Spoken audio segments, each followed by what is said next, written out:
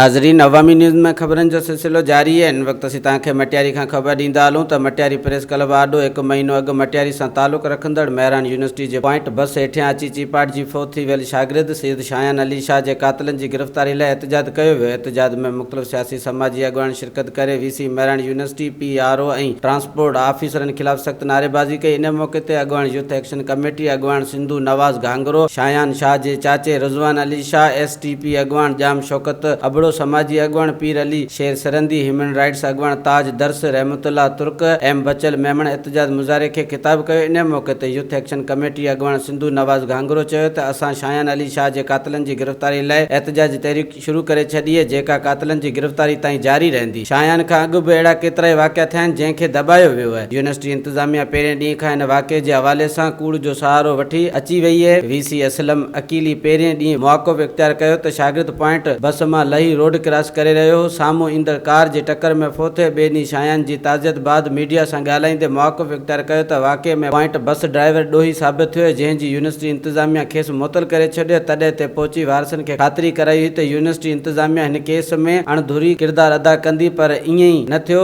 FIR में नामज़द जवाबदार जी ज़मानत खां वठी अॼु ॾींहं ताईं यूनिवर्सिटी इंतिज़ामिया क़ातिलनि जी पश्त पनाह कंदी रही आहे। सिंधु नवाज़ घांगरे चिता ॾींदे जेकॾहिं VC मेहरान यूनिवर्सिटी PRO ऐं ट्रांसपोर्ट ऑफिसरनि ख़िलाफ़ कार्रवाई न थी त जल्द मेहरान यूनिवर्सिटी आॾो तारीख़ी एहतजाज कयो वेंदो। वधीक ख़बरनि ऐं तफ़सील जे लाइ विज़िट कयो असांजी वेबसाइट awamiNewsHD.com ऐं ॾिसंदा रहो अवामी न्यूज़ HD।